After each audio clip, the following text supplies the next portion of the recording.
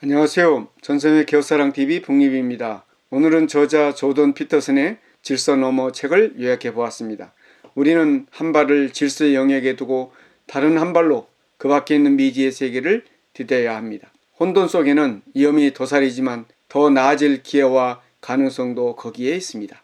질서 너머는 혼돈을 잠재우는 것에서 한 발 나아가 혼돈과 그 안의 가능성을 기꺼이 껴안도록 냉소와 두려움의 껍질을 깨는 더 강력한 12가지 법칙을 제시하고 있습니다. 이제 북립을 시작하겠습니다. 법칙 1. 기존 제도나 창의적 변화를 함부로 깎아내리지 말아입니다. 예측할 수 있는 안정적인 사회구조와 개인의 정신건강의 관계를 설명하고 더 나아가 창의적인 사람들이 그 구조를 지속해서 업데이트할 필요가 있다고 주장합니다. 인생은 단지 게임 한 판이 아니라 일련의 게임입니다. 최고의 경기자는 한 게임의 승자가 아니라 다른 사람의 초대를 받아 계속해서 게임에 참여할 수 있는 사람입니다. 게임에서 바르게 행동하려면 어떤 인격을 갖춰야 할까?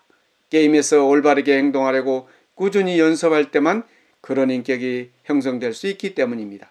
가까운 친구가 한 명도 없는 아이는 나중에 우울, 불안, 반사회성 같은 심리 문제를 겪을 확률이 매우 높으며 친구가 적을수록 성인이 됐을 때 실업자나 독신자가 될 가능성이 더 커집니다.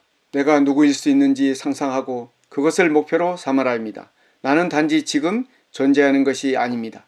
나는 계속 변화하며 그 변화의 폭과 강도는 나의 이해를 초월합니다. 분명 모든 사람이 자신에게는 지금까지 드러냈던 모습과는 다른 모습이 있다고 어렴풋이 느낍니다. 건강 문제, 불운, 인생의 비극과 사고를 겪다 보니 그 잠재성이 드러나지 않았을 뿐입니다. 사람들은 어떻게 행동해야 하는가에 관한 정보를 여러 가지 방식으로 교환합니다. 서로를 관찰하고 모방하면서 사람들은 자신의 몸을 사용해서 타인의 몸을 표현합니다.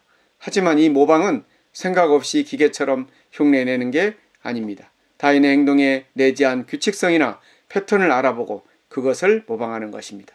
당신은 모험을 하고 있으니 지도가 정확할수록 좋습니다.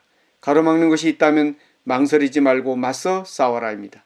당신이 가는 길은 의미 있는 인생의 길, 질서와 혼돈의 경계에 해당하는 좁고 험한 길이며 그 길을 끝까지 종주할 때 비로소 질서와 혼돈이 균형을 이룹니다. 법칙 3. 원치 않은 것을 안개 속에 묻어두지 말아입니다.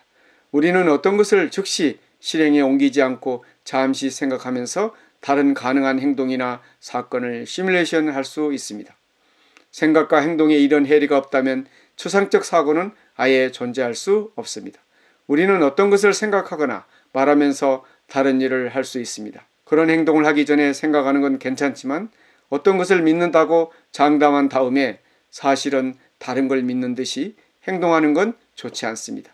그런 행동은 일종의 거짓이고 성격 분열이며 존재 양식의 모순입니다. 진실을 안개에 묻어두기보다는 눈으로 확인하는 게 더 나은 이유는 적어도 위험을 미리 알아차리고 피할 수 있기 때문입니다. 법칙 4. 남들이 책임을 방치한 곳에 기회가 숨어 있음을 인식하라입니다. 삶을 가장 든든하게 지탱해주는 의미는 책임을 받아들이는 데서 나옵니다.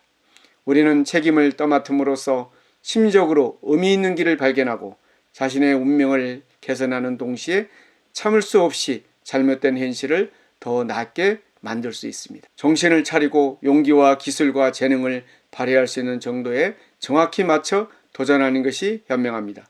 또한 아직 다 파악하지 못한 상대와 무모하게 충돌하는 것은 피해야 합니다. 충분히 높은 목표가 있을 때는 그 목표와 관련하여 인생의 진정한 의미를 느끼고 삶의 고통과 제약을 이해하고 받아들일 수 있습니다. 우리는 의미 있는 것을 추구할 때 삶에 몰입합니다. 남들이 책임을 방치하는 곳에 기회가 숨어 있음을 인식하라입니다. 법칙 5. 하고 싶지 않은 것을 하지 마라입니다. 양심의 부름을 거부하는 것은 자신의 영혼을 배신하는 행위입니다. 비생산적이고 부조리하고 무의미한 일을 수행하는 것, 다른 사람들을 부당하게 대우하고 이에 대해 거짓말하는 것, 미래의 자신을 배신하고 자기 기만에 빠지는 것, 폭정을 참고 다른 사람들이 고문과 학대로 괴로워하는 걸 조용히 지켜보기만 하는 것, 이 모든 것이 양심의 부름을 거부하는 것입니다. 당신의 가치관에 반하는 말이나 행동을 하고 자신과 벌이는 게임에서 부정행위를 저지르고 눈을 감아버린다면 이 또한 양심의 부름을 거부하는 것입니다. 이렇게 당신의 양심을 쿡쿡 찌르는 태도와 행동을 하나하나가 개인과 사회를 모두 지옥으로 이끕니다. 하고 싶지 않은 것을 하지 마라입니다. 법칙 6. 이데올로기를 버려라입니다. 개인과 사회의 복잡한 문제를 성, 계급, 권력 같은 단일한 변수 탓으로 돌리는 것이 왜 위험한지를 설명하고 있습니다. 겸손하라, 방을 청소하라, 가족을 보살피라, 양심을 따르라, 바르게 살라, 생산적이고 흥미로운 일에 전념하라. 이것들을 잘 해냈을 때 더욱 큰 문제를 찾아 도전합니다. 여기에서도 성공한다면 더 야심찬 계획으로 이동하라입니다. 이 모든 과정이 꼭 필요한 출발점으로 이데올로기를 버려라입니다. 법칙 7. 최소한 한 가지 일에 최대한 파고들고 그 결과를 지켜보라입니다. 한 방향으로 참을성 있게 매진하는 태도와 역경 앞에서 다시 일어서는 성격이 얼마나 깊이 관련이 있는지를 이야기하고 있습니다. 사람이 빛이 난다고 할 때 그 빛은 고도로 집중된 의식에서 발산되는 광채를 의미합니다. 마음을 굳게 먹고 앞으로 나아가려면 하나의 확실한 목표를 바라보며 자기 자신을 조직할 필요가 있습니다. 목표를 세우고 겨냥하라. 이 모든 것이 성숙하기 위한 훈련의 일부이자 가치를 제대로 인정받기 위한 일입니다. 목표가 없으면 갈 곳이 없고 할 일이 없으며 인생에 가치 있는 것이 없습니다. 가치는 선택지에서 위계를 매기고 낮은 것을 희생하고 높은 것을 바라볼 때 생겨납니다. 법칙 8. 방 하나를 할 수 있는 한 아름답게 꾸며보라입니다. 참된 것, 선한 것, 지속적인 것을 가리키는 안내자로서 미적 경험이 갖는 막대한 중요성에 초점을 맞추고 있습니다. 법칙 9. 여전히 나를 괴롭히는 기억이 있다면 아주 자세하게 글로 써보라는 것입니다. 여전히 아프고 두려운 과거의 기억을 스스로 말로 탐사하고 다시 생각해 봄으로써 그 공포를 떨쳐낼 수 있다고 말하고 있습니다. 과거의 실수를 인정하고 받아들이려는 의지나 노력을 갖추지 못하면 실수의 원천은 더욱 커집니다. 당신을 둘러싼 미지의 세계가 커질수록 그곳에 사는 괴물은 점점 더 포악해집니다. 자기 자신을 지키기 위해서는 현재와 과거를 명확히 충분히 이해해야 합니다. 당신을 끊임없이 괴롭히는 기억이 있는가? 그렇다면 그 고통에서 헤어날 가능성이 당신을 기다리고 있음을 기억하라입니다. 여전히 나를 괴롭히는 기억이 있다면 아주 자세하게 글을 써보라는 것입니다. 법칙 10. 관계의 낭만을 유지하기에 성실히 계획하고 관리하라입니다. 부부 사이의 진정한 낭만을 유지하고자 할 때는 선의와 상호 존중, 진심 어린 협조에 기반을 둔 명시적인 협상이 중요하다고 충고하고 있습니다. 낭만은 신뢰를 필요로 하며 신뢰가 깊을수록 낭만도 깊어집니다. 하지만 신뢰에는 위험을 무릅쓰고 배우자를 신뢰하는 용기 외에도 필요한 조건이 따릅니다. 그중 첫 번째 진실입니다. 우리에겐 진실한 관계가 필요합니다. 힘들고 고된 시간은 늘 있으므로 그와 반대되는 시간을 마련하는 것이 좋습니다. 그렇지 않으면 삶의 절망이 깃들어 떠나지 않습니다. 관계의 낭만을 유지하기 위해서 성실히 계획하고 관리하는 것입니다. 법칙 11. 붕괴하거나 거짓되거나 교만하지 마라입니다.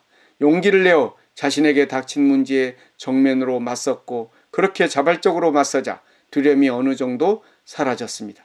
그들을 둘러싼 상황이 안전해서가 아니라 위험 앞에 선 사람들이 더 용감해졌기 때문입니다. 사람들은 믿기 힘들 정도로 강하고 용감해질 수 있습니다. 또한 두 발로 힘차게 일어섰을 때는 기적과 같은 힘을 발휘하여 어떤 짐이라도 짊어질 수 있습니다. 사람들은 용감해지면 심리적 두려움과 붕괴에서 벗어날 뿐만 아니라 더 유능해집니다. 인생의 짐을 피하지 않고 더 좋은 사람이 된다는 것입니다. 사람들은 세계를 더욱 암울하게 만들 수 있는 저기와 붕괴를 자제하기 시작합니다. 책임감을 갖고 올바르게 행동하는 것, 진실하고 겸손하고 감사하는 태도를 유지하는 것이야말로 좋은 가능성을 높이는 최선의 방법입니다. 법칙 12. 고통스러울지라도 감사하라입니다.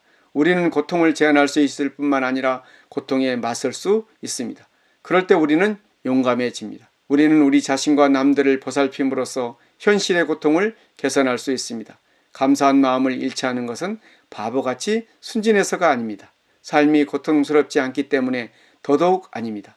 자기 자신과 세계에서 가장 좋은 것을 주고 당신이 현재 무엇을 가지고 있고 앞으로 무엇을 획득할 수 있는지를 잊지 않도록 용감하게 결심했기에 감사할 수 있습니다. 모든 존재와 가능성에 대한 감사는 세상의 변덕스러움에 대처하는 가장 좋은 태도입니다. 사랑하겠다는 어려운 결심이 있어야 아무리 힘들더라도 선하게 행동할 용기를 낼 수 있습니다. 만일 당신이 사랑과 용기라는 두 가지 덕목을 보여주겠다라고 마음을 정했다면 당신은 세상을 더 나쁘게 만들지 않고 나 자신을 위해서라도 좋은 쪽으로 이끌겠다고 결심한 것입니다. 코로나19 팬데믹은 세상의 질서를 뒤흔들었고 혼돈의 도가니 위에 우리를 가져다 놓았습니다. 팬데믹이 지나간 뒤에도 그 후유증이 여전히 사회 곳곳에서 우리를 억압할 수 있습니다. 동전의 양면과 같은 혼돈과 질서의 의미에 새롭게 정립하는 새로운 법칙이 지금 우리에게 필요합니다. 매일 더 나은 내일을 다짐하면서도 번번이 미루고 있는가?